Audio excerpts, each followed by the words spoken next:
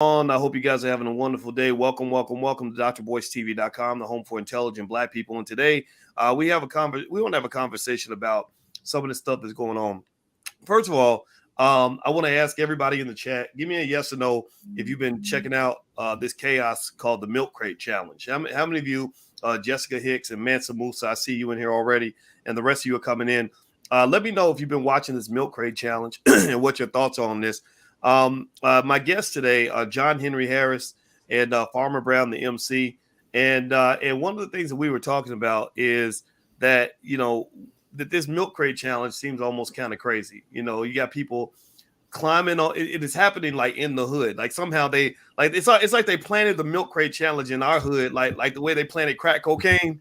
Like I ain't seeing no white people in the suburbs falling off milk crates, falling onto concrete. It's blowing my mind. And I want to ask y'all, man, because before I talk too much, because I'm sitting there kind of still flabbergasted as I think about it. Either one of y'all can answer. Is there like a rule in the Milk Crate Challenge that says that you must do it on concrete? Like you must have some surface that's literally going to kill you, or are you allowed to do it on something softer? Well, as far as any rules are concerned, I think the only rules with the Milk Crate Challenge is that you can't use your hands to steady, and then you have to keep going, and it's summertime. But to me, it's like this little phenomenon started before the Milk Crate Challenge, the Crate Challenge. All these little challenges throughout social media, they're all, to me, very asinine.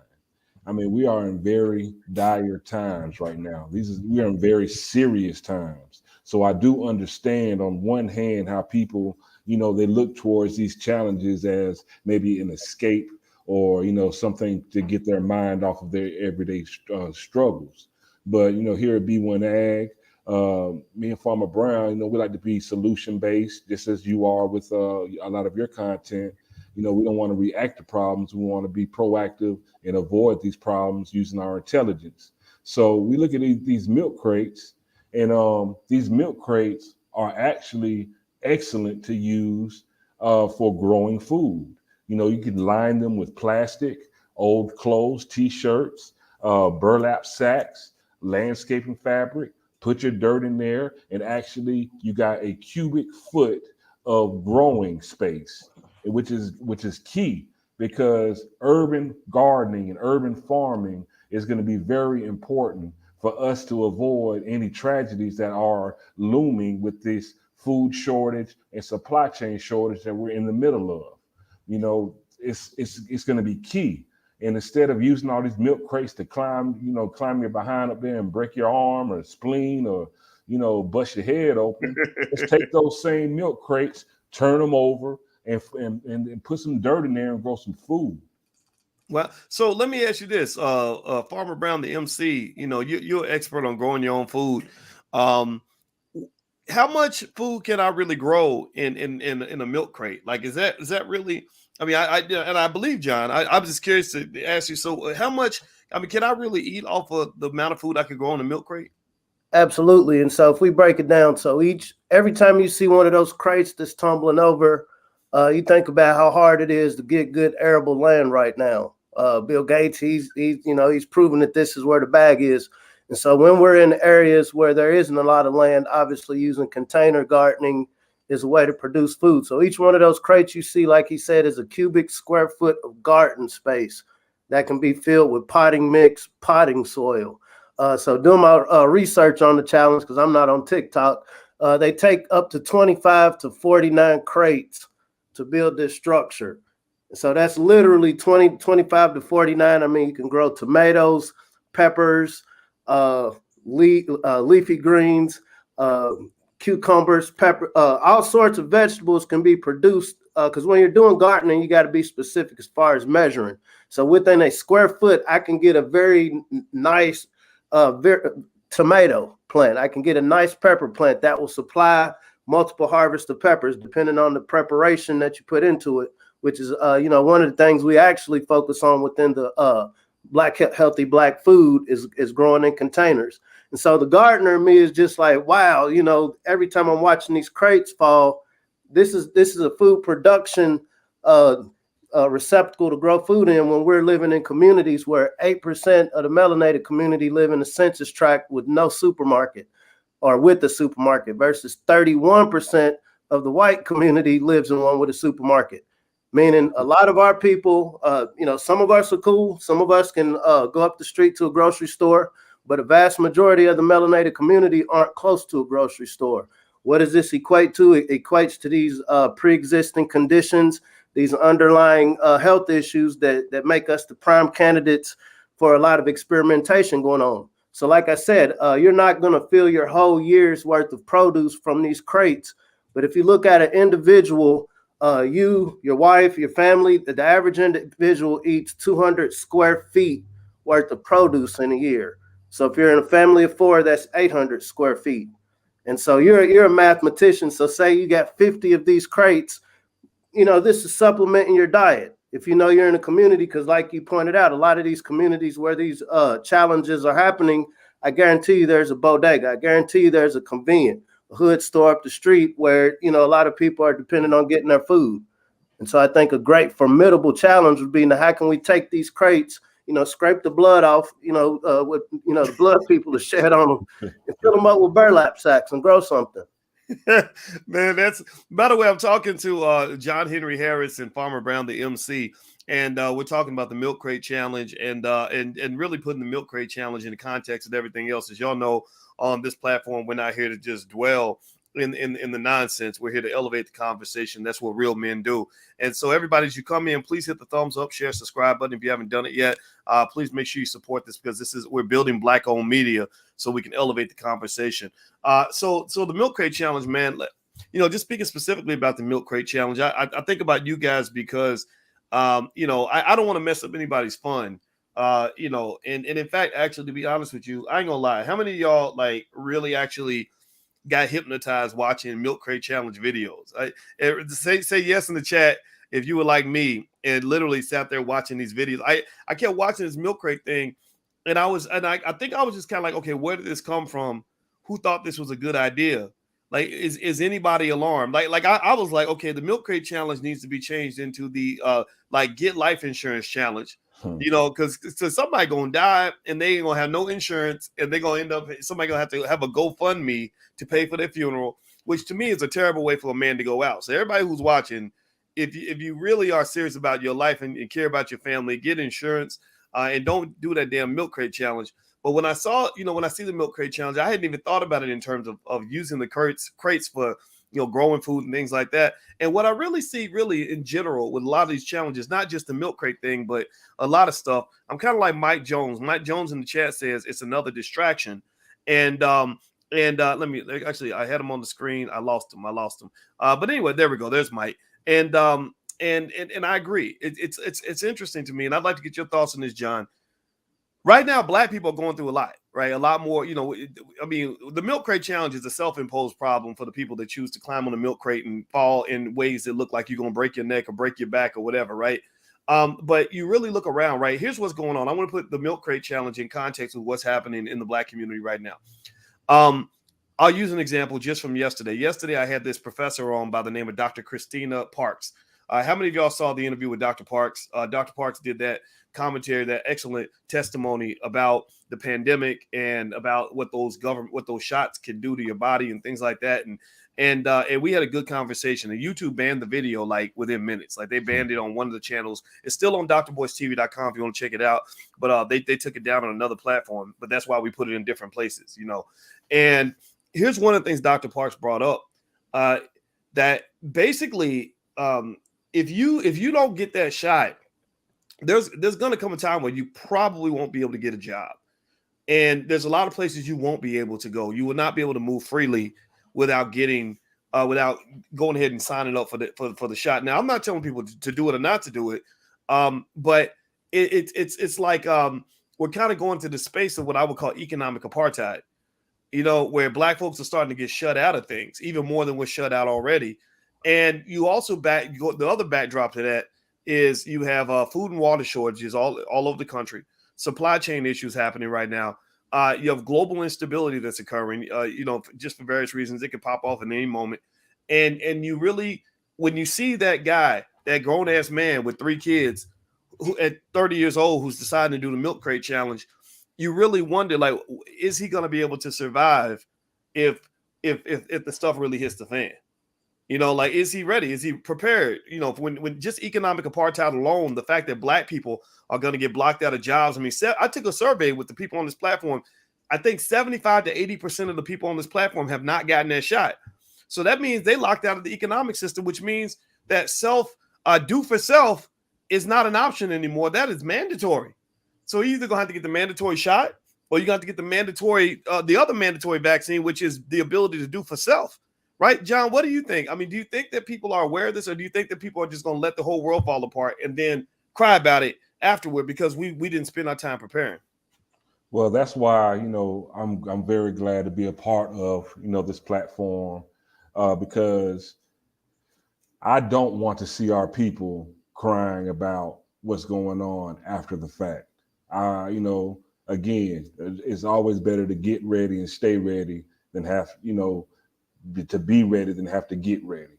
And with these, we're facing a lot of challenges right now. I mean, real life challenges. It's crazy. Like when New York City, when they announced their mandates that you had to have, this the shot before, to go to restaurants and things like that, and even possibly even public transportation. That same night, literally like within an hour after announcing that, they had the big versus challenge with the Locks and Dipset. You know what I'm saying? It's like it's mind-boggling how these distractions always come about after the announcement of something so important to life. This milk crate challenge, again, as we're talking about economic apartheid, it's already happening. There are a lot of jobs that are already like, if you don't get this shot, you can't work here, or we're going to impose these fines. Even look at the NFL. Cam Newton just lost his job, and I think, and they say, and a lot of people are saying that it came down to it. He refused to get vaccinated. This rookie quarterback, he performed well, but you got the rookie quarterback who is vaccinated versus Cam Newton, a proven veteran who isn't. So, who can you trust? It's a big thing. And when it comes to food production, I don't think that, and this is what my major hope is, that it becomes more normalized, it becomes a bigger conversation about our food, where our food system is going, and how can we make sure that we are food secure, because it is at attack. Our ways, our routes to make money are being attacked. So when this happens, the ability to do for self becomes that much more important. And at the foundation of that, which is the foundation of civilization, is one's ability to secure, procure, and food. Well, I think it's a good point. And Farmer Brown, I want to ask you about this. I mean, I forgot about Cam Newton. In fact, I'll ask everybody in the audience before I pass this ball to you, Farmer Brown. Cam Newton, how many of y'all saw that Cam Newton lost his job with the Patriots? And that the media reports, one of the media reports was claiming that the desire to not get that shot is part of the reason that he didn't get the job, or that he didn't keep the job. And they gave it to the white boy from Alabama, who's a solid quarterback. I don't think he's as good as Cam Newton, but he's not bad.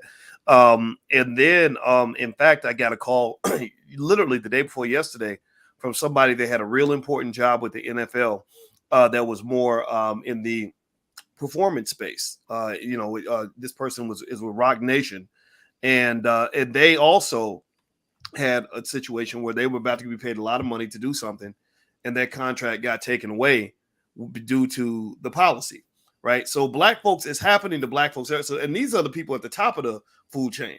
This is Cam Newton. These are famous entertainers.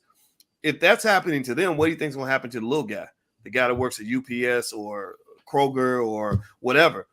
So Farmer Brown, what did you think? I mean, when you see, one thing that's interesting to me, man, I want to ask you about this because I know you know a lot about food and health.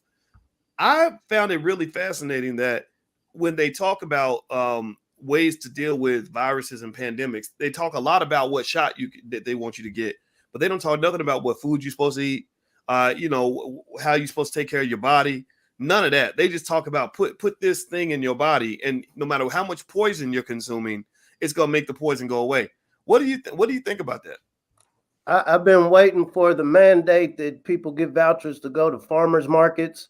I've been waiting for the tracers to come to people's doors and see if they're getting enough produce, and if not, connecting them with local farmers. So I've been waiting for all of these teams. Like you said, it seems like to promote a health crate, since we have hospitals that we're told are filled up. Why would you promote an activity where people are getting hurt? This is almost promoting destructive behavior. But when we talk about this perfect storm of events, once again, with this bread and circus, what are we being distracted from, as Mr. Jones said? So right now we have tens of thousands, if not more, people coming from overseas. Irrespective of what they look like, we know typically these people are the ones that run the corners. They get sent to brown neighborhoods, in the words of the elder Neely Fuller. And so we're going into the winter. Not to get biblical, in the Bible even talks about woe be unto those that give suck in those days. There's a lot of correlations that people talk about with the juice. I'm like you, I'm not here to give any medical advice, but when it comes to solutions, there are things we can produce in the winter, such as lettuce, arugula, spinach, kale, cherry tomatoes, peppers. These are things that can be grown indoors, growing vertically with some of these crates that we see people tumbling over. But like I said, so these people are coming in the country now. Right now, the guy occupying the White House needs some wins.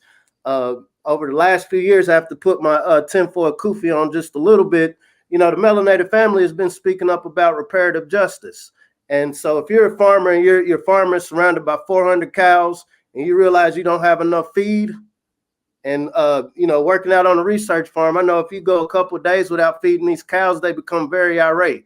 And so your house is surrounded by these angry livestock. I think we were classified as 3/5 of a human in the original Constitution. So what do? Do I want to make sure you're good and healthy, even though I don't have enough food to feed you, but I want to make sure that you're good and healthy?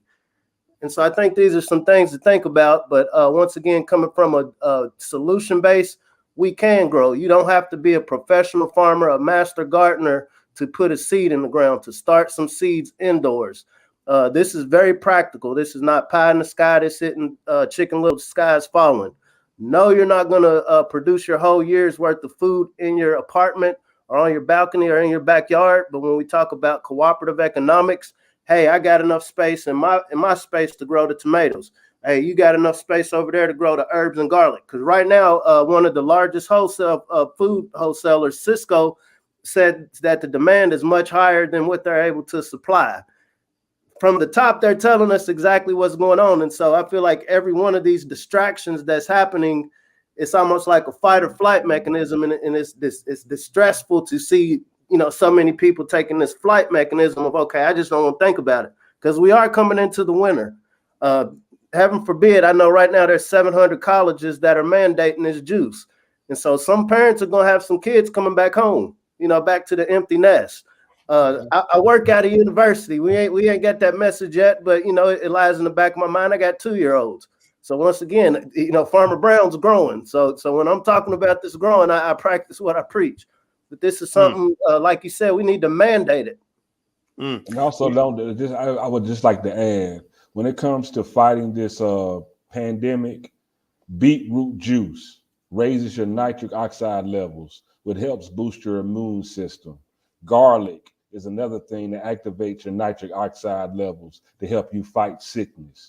Leafy greens, they help you from the kale, broccoli, cabbage, spinach, arugula, celery. They're packed with nitrates that help boost your immune system.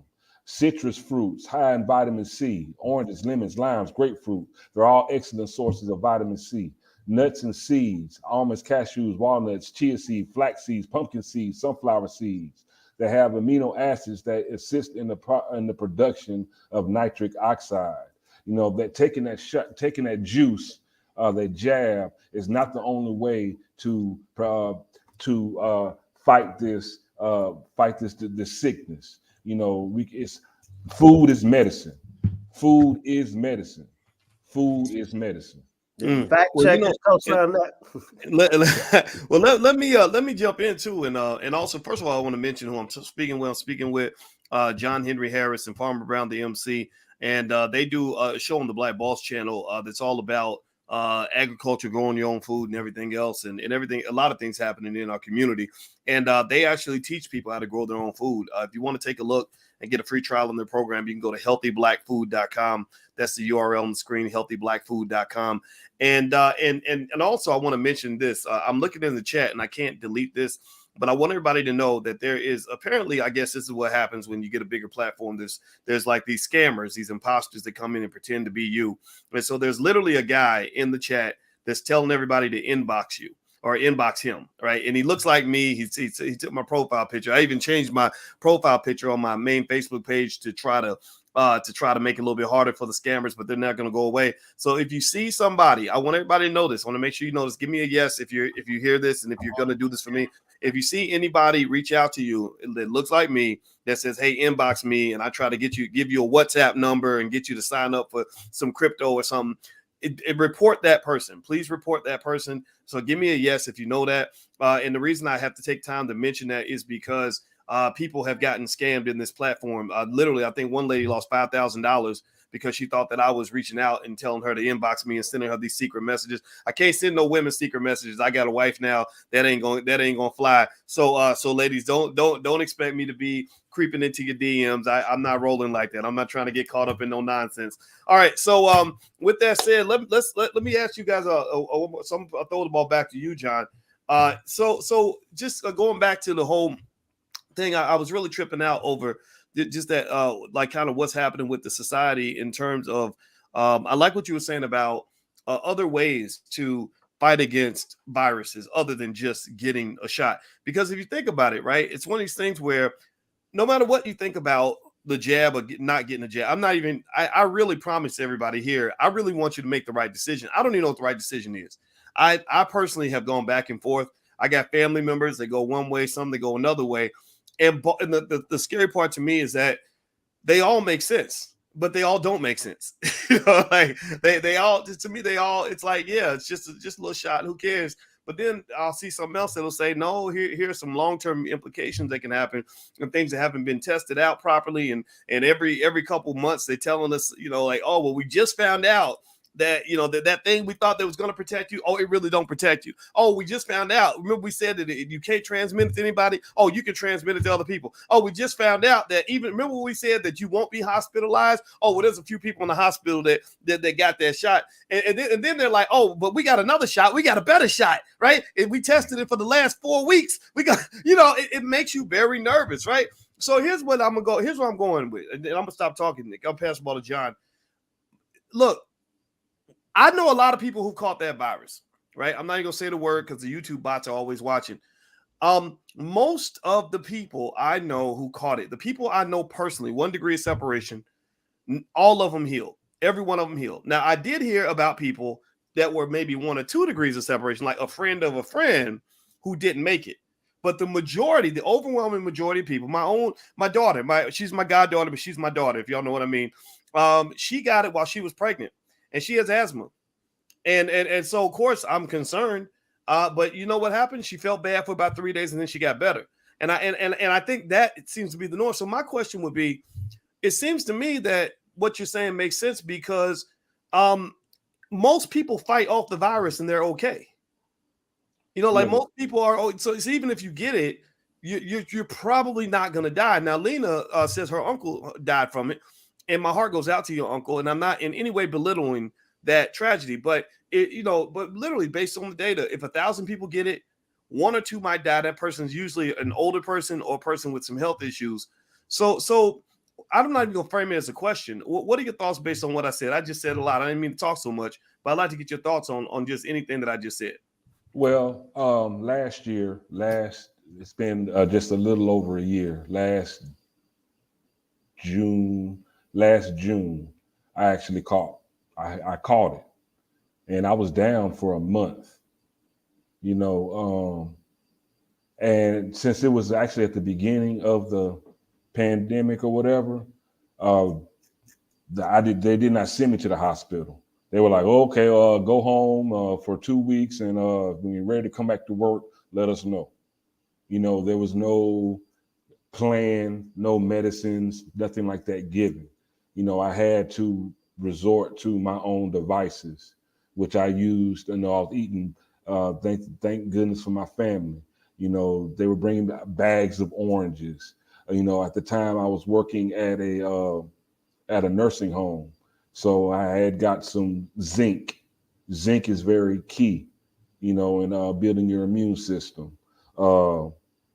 Aspirin, it helps to thin your blood to improve circulation.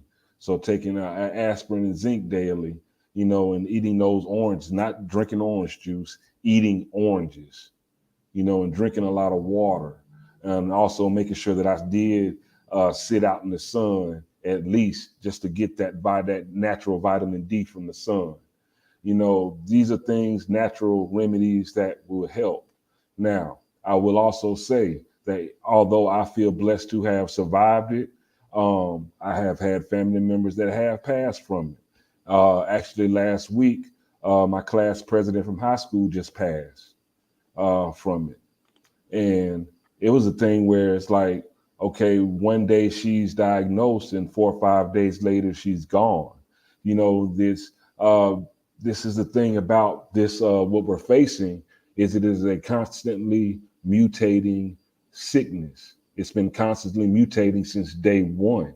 So even if you go to get, your medicine for this, it's already mutated. So you're actually getting, a remedy for something that's no longer there. And the reason why you keep getting, okay, well, this, now we find out, and now we find out this, and now we find out that, is because there hasn't been long-term clinical studies.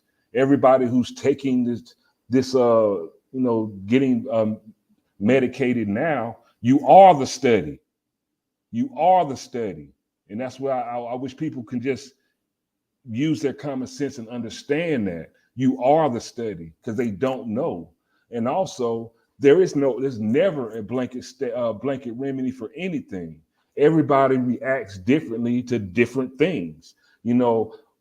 Some people, like you say, your daughter, she was sick for 3 days and was fine.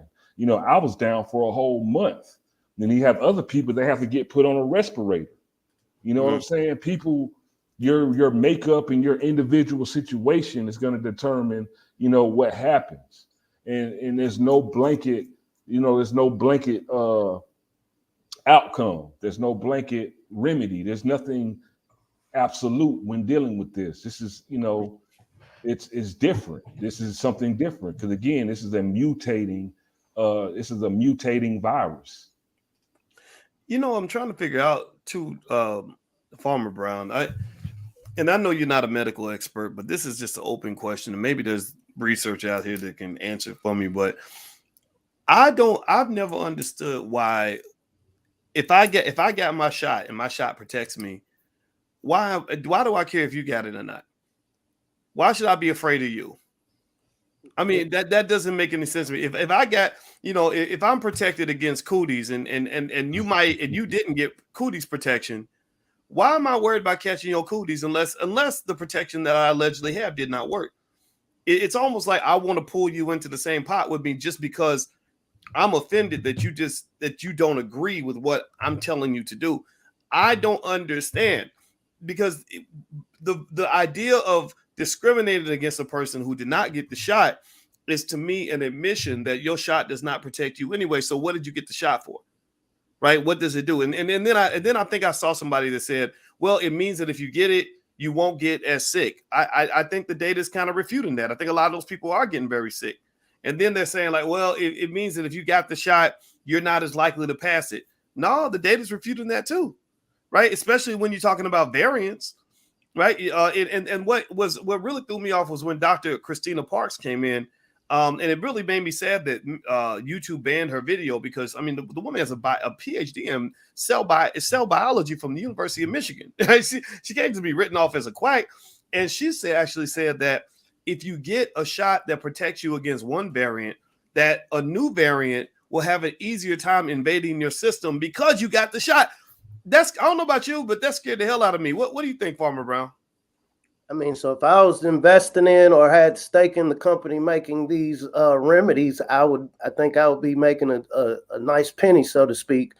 But I think your vice president said that's be good to your neighbor. When we think about, okay, are we doing the healthiest things? And so where I live at, we just had a festival, 35,000 people. And you think about this concept, problem, reaction, solution. So 35,000 people. It was they weren't able to get water, so they're out there dehydrated. You were supposed to be able to show your card, proof that you've been treated. And I spoke to multiple people that got in and were given fake cards. And so I've seen on the news over the past few weeks that these cards, to get caught with one, it will be a federal offense if it's a false one. So you think about, so saying that to say, in my mind, okay, a few months down the road, this leads to, well, since there's so many people with these fraudulent cards, maybe we need a more personal way to verify that you've had this. And like Gates said, we're going to keep having viruses. They're going to keep coming back. And so once again, the game, they're going to be, when I say they, I mean the stakeholders who stand to make the most out of it. I mean, let's just be honest. We're in a capitalist society. Money talks. We understand there's a lot of people that want to get out, have a good time. I get it. People been locked down for a year and a half. But within that, I think a lot of people, not just with the shots, I think there's a lot of people that are going along with things that I don't think they understand the long-term effects of what that's going to do to civil liberties, what that's going to do to freedom. Right now in Australia, literally, I remember about 20 years ago, you heard the concept of FEMA camps and all of that. Oh, that's Hotep. That's conspiracy theory. But right now in Australia, they literally have camps, and it's under the auspice of, okay, the hotels. We have people flying in internationally. The hotels, we don't have enough beds for them. So we'll make this little nice 1,000-bed camp for you. And I encourage the intelligent Black folks on this network right now to just look at what's going on in Australia. No, this planet is a big body. So what affects my toe is, have you ever stubbed your toe? It throws your whole body balance off, right? And so whatever's happening somewhere else, it is a possibility, always a possibility that it could happen to where we're at. So our whole point with B1 Ag and the whole conversation we have is there's something up. What are the solutions? Some of these plants we mentioned, you can grow them from harvest from 25 to 60 days. What are we in August right now, going into September? We really need to be thinking about what does November, December going into January look like. We think about what happened to Texas earlier this year. There's a lot of unpredictable, climactic events happening. We see the political jargon going on. We see the political games going on. So it comes a point, we throw this word code around, and just in my personal modest mind, I feel like our food security is one thing that all of us can get on code on. Tying it back to this milk crate challenge, are we as a community care enough about this to challenge those same people with those crates to fill those crates up with some food, with some soil, with some seeds, with some transplants? Are we talking with each other, getting seed exchanges and seed banks to prepare just in case? Because I think what'd you say, 75% of your viewers in the poll you did said they're not with it. That's pretty much the number I heard nationally. 70%. 70%. What does that mean when your restaurants, and I hate to prattle, but like you said, okay, do you care about the health? Because we know right about now it's almost a 50-50 split of people who haven't gotten or people who haven't gotten both. And so you're willing to starve out half of the people who are skeptical by saying you can't go in this restaurant or possibly can't go in this gym to get healthy. You're willing to starve them out to keep them healthy.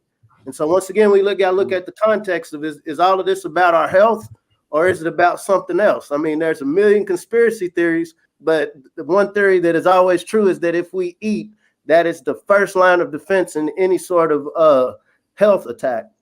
And this is very accessible information when it comes to foods that will help boost your immune system. This food is medicine. It is your first line of defense. Now, I would like to say this when it in response to being medicated. It's funny. They talked to the CEO of Pfizer and asked him if he had been medicated. Matter of fact, He said five, and then if you look and you see they're making it to where you can't work in a lot of places, or they're fining you, or they're making you choose between getting medicated or your ability to earn money to support yourself. Does Moderna require their employees to get medicated? No. Does Johnson & Johnson require their employees to get medicated? No. Does Pfizer require their employees to get medicated? No. All these companies that make this supposed thing that's going to help us and keep us safe, they don't even require their own employees to take it. Yet they are mandating that for us. That alone raises so much suspicion for me, because I know the Tuskegee experiment was not that long ago. And I also know from history that since when did they care about us so much they didn't want to help us, when we got so many other things that are plaguing our communities that they have not done anything about. They're not even helping our veterans that have fought and served for our country. They're allowing them to become homeless and disparaged in the streets. So now, it's we got to be smarter than that. You can't always rely on someone else for your solutions. Do your own research.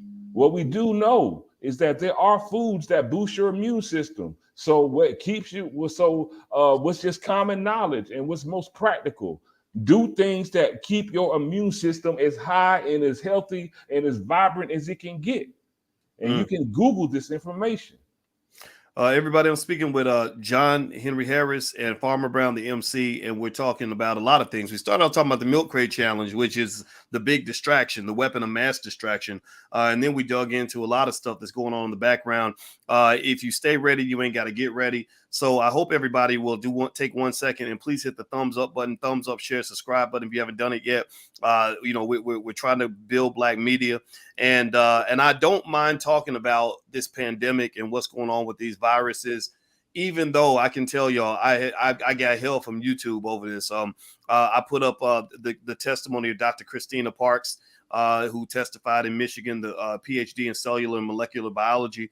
And YouTube took it down as medical misinformation. And we appealed and said, she was testifying before legislators. She's a PhD from University of Michigan. How is this medical misinformation? And they put it back up. But then I interviewed Dr. Parks yesterday, and I interviewed her. I put the interview on a couple of channels, drboystv.com and yourblackworldtv.com, because I prepared years ago. Remember, we were telling you guys, if you stay ready, you ain't got to get ready. So we already know that being extra Black means you're going to be under attack. Right. We know that. Right. Being Black means you're under attack. So we were always thinking, what if they take this down to take that down? Because they took down a Facebook page I had a long time ago. They had 600,000 people on it. They just took it down for no reason. Like I think I quoted Malcolm X or something, and they took it down and didn't give me any explanation why. So we've always been kind of prepared for this. And so at this point, it's like, to me, it's a matter of principle in terms of just saying, let's get the information to our people, whatever that might be. So they took the video down on one channel, but it is still up on drboystv.com if anybody wants to watch it. And I want to show y'all something. Just speaking of capitalism, I know one of the issues that Dr. Parks had with this whole conversation about the virus and getting that juice, as John calls it. And we were talking about how capitalism works and how when that money grab gets real big, the incentives can get a little bit funny, right? You can get a little bit nervous about incentives. And let me show you a little story. Let me tell you a little story about a stock I bought. I think at the beginning of last year, right before the pandemic, called Moderna. I bought some Moderna stock. Moderna stands for mode RNA. That's where it came from, because when they give you that shot, they're doing something to the DNA that's literally shifting your DNA. That's at least that's what I've been reading. I'm not a scientist, so don't quote me, but that's where Moderna comes from. Now, here's Moderna stock. It's been literally one of the best stocks in my portfolio. We bought it maybe around I say we bought it about maybe here about $31 a share. Now you see here in that last since that time, Moderna stock has gone up to $413 a share. You could have bought Moderna in 2019 for $19 a share.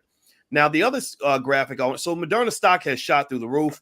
And what happens with companies is when they go from making no money to making a lot of money, the pressure is there to continue. It's like if you come into the NBA and you a scrub and they expect you to give them 5 points a game off the bench, but yet you start averaging 40 points a game, Well, after that, you go out, you score 28. They're gonna say, what happened? Like that was a bad game, right? As you perform, the expectations grow. That's what happens with these companies, and that's why I'm worried about Moderna making so much money from these shots, because now they're gonna say, okay, what's your next shot? What's your next gimmick? What's gonna be your next thing you're gonna sell? They're not gonna go back to saying, oh, well, we think the public doesn't need it, or we have these concerns. Capitalism doesn't work that way. Let me show you another graphic with this company called Moderna's, aka Mode RNA.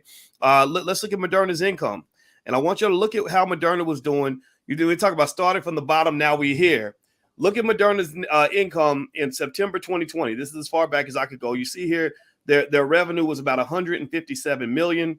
Net income was negative 233 million. So at this point, literally, what is this? I don't know. I'm trying to think. Here we go. In September 2020, they were losing money. They were losing $250 million. They lost $250 million per quarter. So that's about $1 billion a year. That's a lot of money to lose. Now you fast forward up to June 2021. Moderna made 4.35 billion in revenue, and their net income went from negative 233 million to positive 2.78 billion.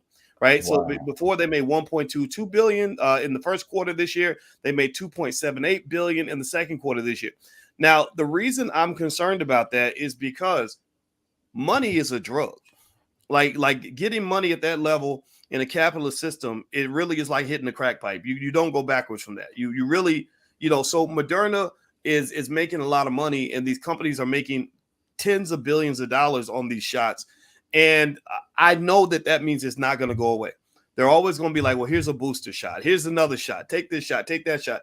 And I'm really not sure if they've really taken the time necessary to really know if this works. I mean, a lot of doctors have said this to me. So let me, so now that I've said all these things, I feel like Farmer Brown, now is a time where, as Black people, we have to kind of figure out where we want to be in all this, right? It seems to me that when you talk about things like do for self, for years we've been talking about, we believe in what we call the Black Core 3. We believe Black people should educate our own children, create our own jobs, and support Black business, right? And then with that do for self comes a lot of things that you talk about, like growing your own food, and then you connect that to things like learning how to shoot, like my friend Maj Toure. That's why we invited him to the All Black National Convention. We invited you guys.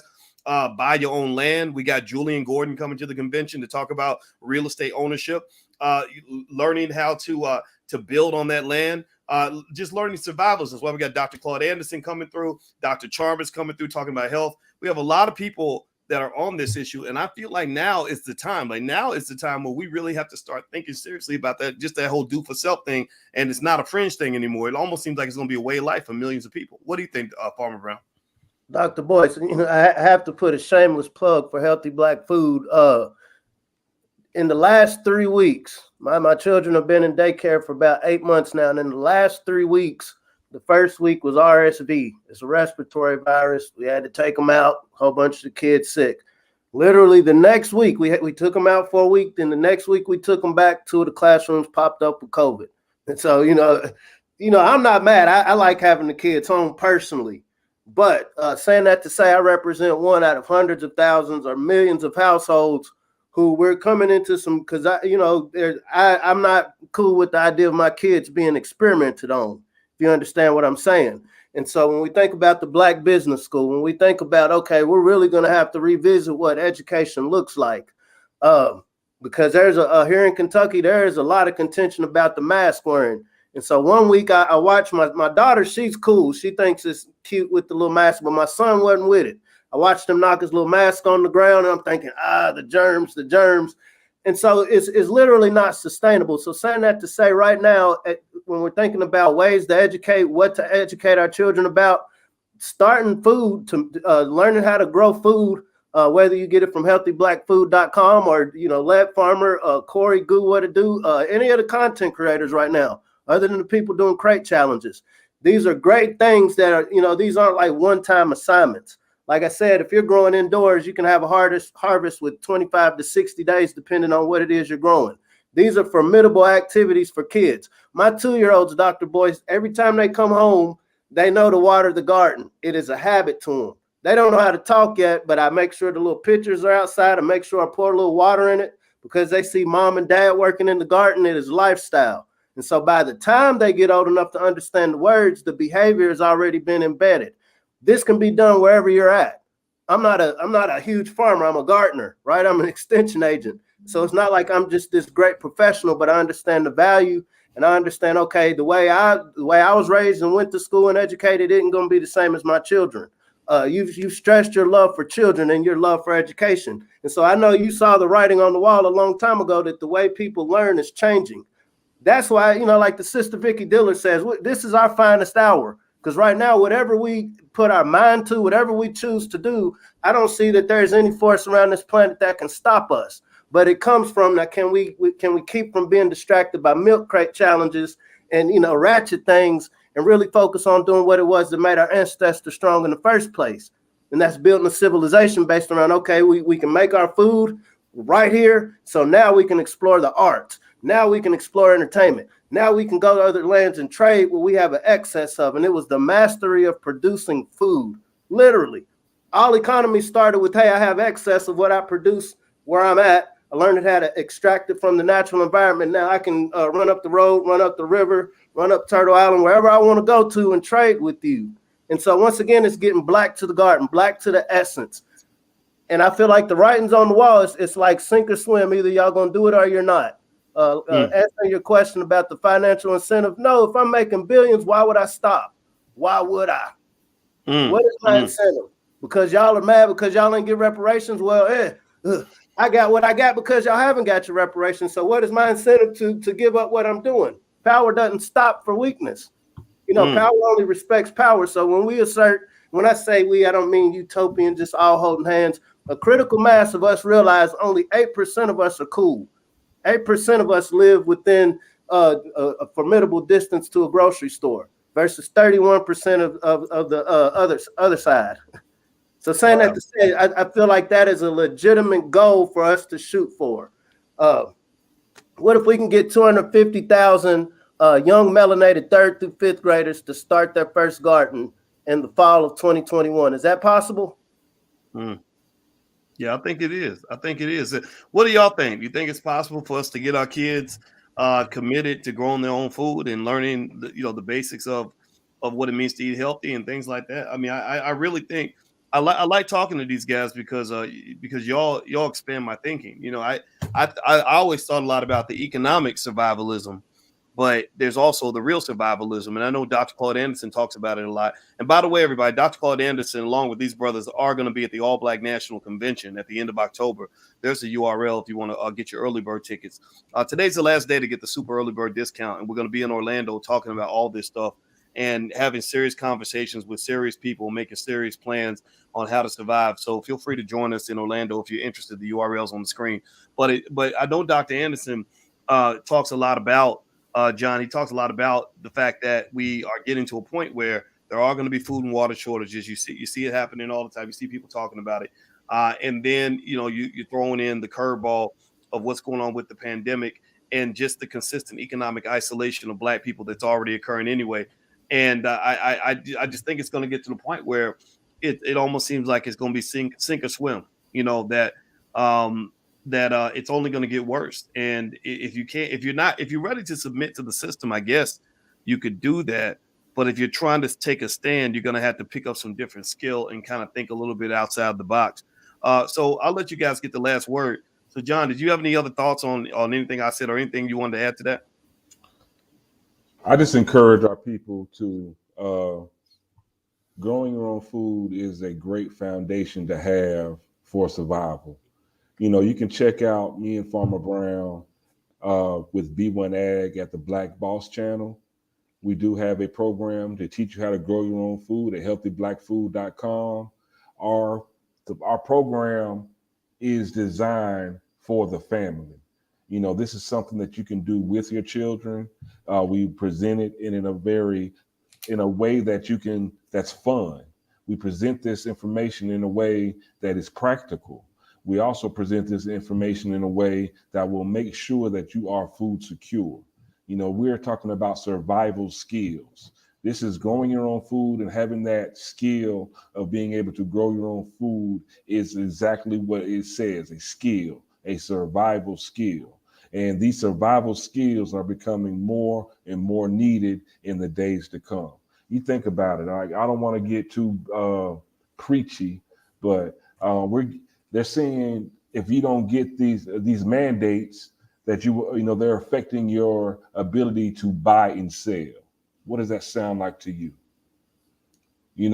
They're restricting your ability to move about, unless you have this card or you can pull up this app on your phone to prove something. These events are things that were spoken of and written about thousands and thousands of years ago. If we don't pay attention to what's blatantly in our face and keep getting distracted by these silly things, well, by the time the truth truly rears its ugly head, it's going to be too late, because we're going to be caught pointing and looking at somebody on a milk crate instead of seeing that they've taken all the milk. Well, Farmer Brown, I was looking online at the food that they said you should buy in case there is a food shortage. I know people keep talking about it, and you never know when things are going to change. And I liked what you said earlier about capitalism. You said if I was making $1 billion, why would I stop? And you think about that, right? You're making $1 billion producing whatever you want medically, whether it's good or bad, you don't care, because you're making your money. That's how the opioid crisis came about. Opium was very profitable because the best product is the one that your customer's addicted to. Just ask any dope dealer, they'll tell you that. And then also we've made, if you ask, why did the Afghanistan war go on for 20 years? When we were building an artificial army that was going to fall apart in a second, a fake government, all this other stuff, killing people. Well, it's because people were making money. A lot of companies were making billions of dollars making weapons and whatever. And once this war is done, they're going to start another one, right? Because money's being made. So this really speaks to this idea that there are people in power that will continue to do toxic things if it's profitable, period. And also, I'm gonna read this list to you. I found this. I went to this site called TuckPennyFireplace.com. So they didn't give any. This is not scientific. This is a list of things that they said you should buy, you should stockpile in case there's a food shortage. So this is something just for the survivalists in the room. They said you should get flour, rice, noodles, beans, dried and canned, different varieties, lentils, oats, pasta of different shapes, white and whole wheat, sugar, white, brown, soft brown, dark brown, vegetable oil, olive oil, powdered milk, salt, baking powder, baking soda, spices and herbs, cans of soup, cans of vegetables, dried fruit, cans of protein, peanut butter, and a variety of nuts. What do you think about that list, Farmer Brown? How do you feel about that? I think the list is cool, but I went to Walmart the other day to get some water for my mother. And I mean, I'm talking about the whole frozen meat and frozen meal section was empty. They had a little bit of meat in the meat section, but I mean, each row I went to was empty.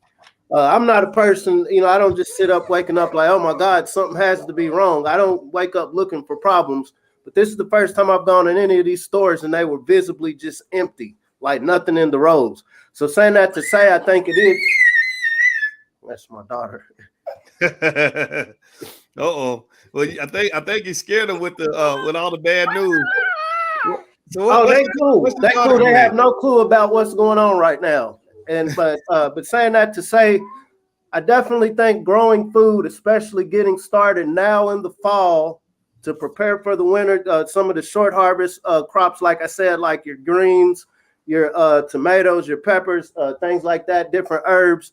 Start that now just to get your hands in it, to get an idea of what this looks like, to prepare for whatever the spring may bring to us. Personally, they said this virus was the cure for the flu. I think this virus can be the cure for our Stockholm syndrome.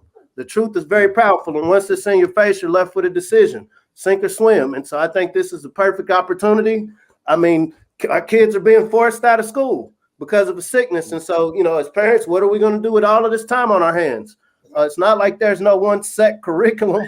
So let us create one of literally growing food, growing minds, growing businesses. in that order. Wow. Well, you know what? I'll tell you what. This is real cool, and I have had a great time in this conversation. Everybody, just so you know who we've spoken with, this was John Hennry Harris and also Farmer Brown, the MC, and they actually show people how to grow their own food.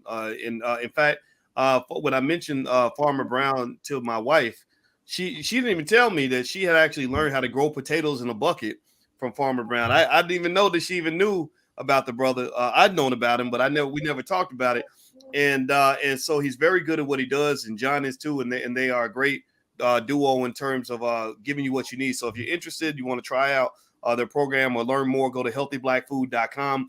And also, I want everybody to know at the All Black National Convention this year, we are taking a strong interest in Black survivalism. Not extremely radical, but really, thinking about what does do for self really look like, and how do you implement do for self. So the people that we've invited, a lot of the ones that we've gotten to sign on to come down are people that fit in that category. A lot of y'all know about that brother, King Randall, the young 20-year-old brother that went out and bought all that land down in Georgia. And he stood up against Roland Martin when they were trying to attack him. And this brother built his own school in a matter of weeks, and he's getting it done. Julian Gordon, who's one of the great real estate experts in this country. The great Dr. Claude Anderson is going to join us via satellite. His health isn't that strong, but he wants to be there. So we're going to bring him in through video. And by the way, Dr. Anderson's birthday is tomorrow. And I think that this week should be Powernomics week. I think we should declare it and own it and just make that what it is. So his birthday is tomorrow. He'll be 86 years old. Also, we got Dr. Charm and Farmer Brown and John will be there and doing a session on how to grow your own food. Maj Toure from Black Guns Matter. He's coming through. Also, family. Family is really important for building wealth. So I got John Boyd, the father of Victory Boyd, who's the famous singer, who's such a great singer. She's so great that Jay-Z signed her. Jay-Z heard her sing, signed her to Rock Nation right on the spot. Like she wrote songs on Kanye's last album. So her father is B1. He's very committed to the Black family, and all his children have a business together. They work together. And he said, there's a blueprint for that. There's a way you build that. There's a way you create that. So I said, will you come to the convention and teach that to others? He said, absolutely. So we got a lot of good people. And that's just the beginning. I mean, I'm talking about the rapper Akila Nahanda. Y'all seen her. She's been killing it on the internet. Nuri Muhammad from the Nation of Islam, Vicky Dillard, Jay Morrison. The list goes on and on and on. There's a lot of builders that are coming to the convention. And so if you're into that thing, if that's your thing, I want you to bring your family, bring your church group, bring your cousin, them, bring your baby mama. We got stuff for families, kids, singles, married, business owners, whatever. Come down end of October 29th through November 1st in Orlando, allblacknationalconvention.com. That's the URL. All right, guys. Thank you very much to our guests. Please give them a digital round of applause. John Hennry Harris and Farmer Brown, the MC. Thank you, brothers. And I'm going to put their URL so you guys can go follow and check out what they're doing at healthyblackfood.com. So God bless everybody. Thank you. Please have a great day. Hit the thumbs up button on your way out. We'll see you soon. Peace. Peace.